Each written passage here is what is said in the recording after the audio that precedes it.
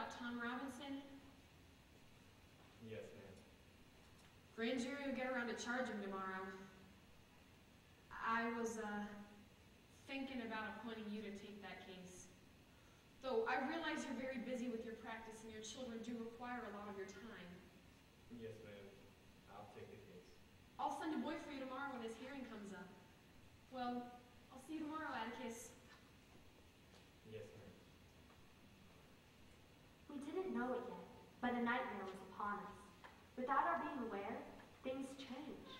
On the days we were allowed to go into town, armed with our nickels, we would squirm our way through sweating sidewalks and sometimes hear, "There's his chillin'," or "Yonder's some benches."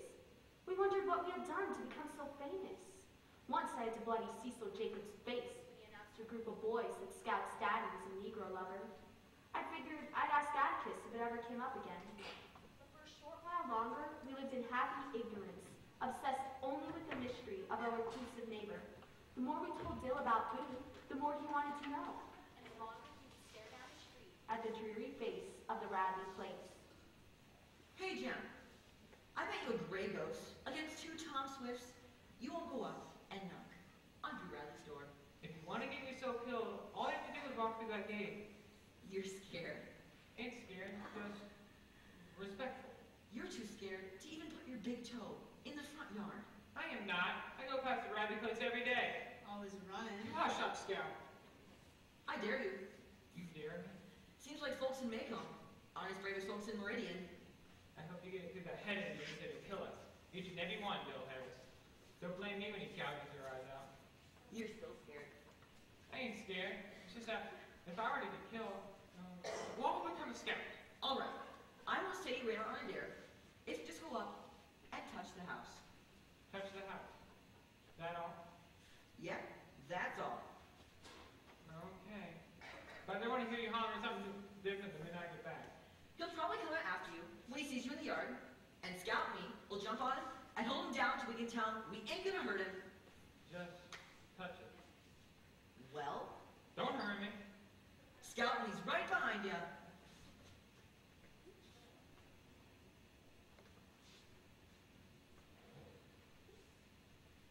Run!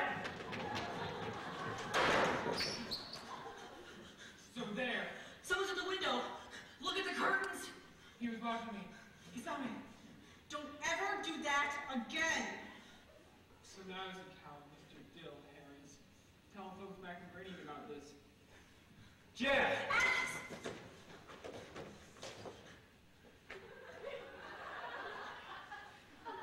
What were you all doing? Nothing. Nothing what? Nothing, sir. I hope it didn't have anything to do with the Radley place. No, sir. I hope it didn't.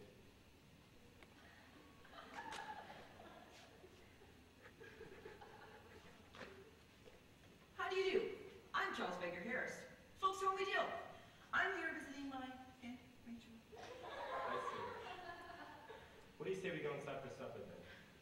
Mr. Harris, would you care to join us? Thank you, sir. I'll need to ask my Aunt Rachel. Come inside and I'll call her. How's that? Thank you, sir. Why do you call your daddy Atticus? This Jim does. Well, why does he? I don't know. You just started to when he began talking. Anybody up for a walk after supper? Where to? That's the walk. Jem was not one to dwell on past defeats. I could see him thinking all through supper.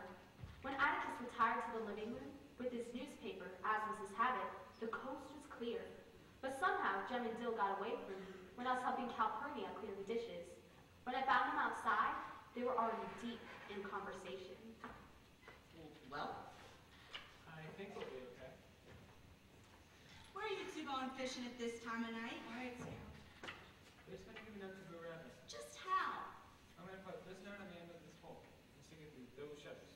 and if anyone comes along, I'll bring this. That's my mother's silver dinner bell! Scout, we'll put it back. I wonder if we can put it through the windowsill at least. Jem.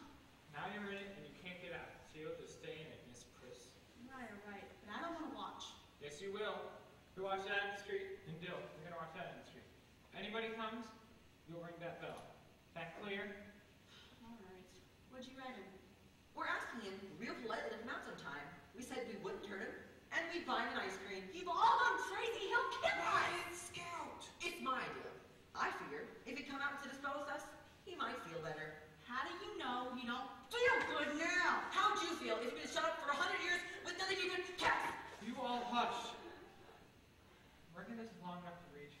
Anybody who's brave enough to go up and touch the Radley place had to know how to use a fishing pole. Why don't you just go knock the front door down? That's different. Now get going.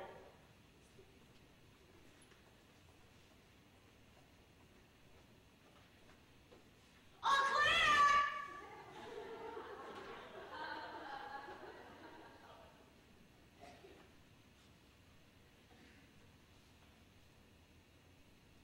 I can't seem to get it off this pole.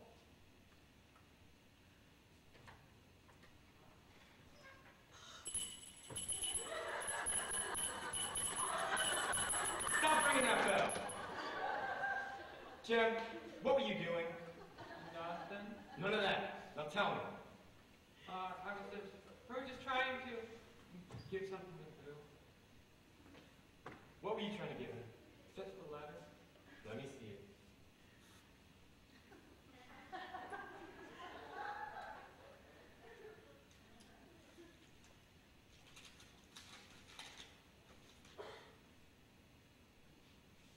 Why'd you want Mr. Radley to come out? We thought he might enjoy us. I see. Son, I'm going to tell you something and tell you one final time. Stop tormenting that man. And that goes for the other two of you as well. But why doesn't he ever come out of his house? What Mr. Radley does is his own business. If he wants to stay inside, he has the right to stay inside, free from the attention of inquisitive children. How would you like it if I barged into your rooms at night without knocking? But that's different. Is it? Because we're not crazy. What Mr. Radley does might seem peculiar to us, but it does not seem peculiar to him. Anybody who stays inside all the time. But that's never- his decision.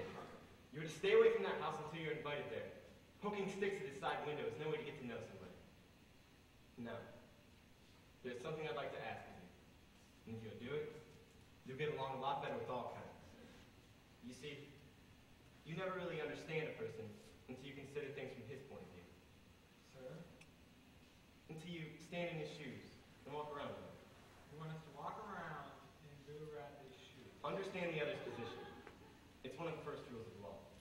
And you can start by remembering Mr. Radley's name is Arthur. Not good. But I expect I'm asking too much. Now put that pole away and let's all.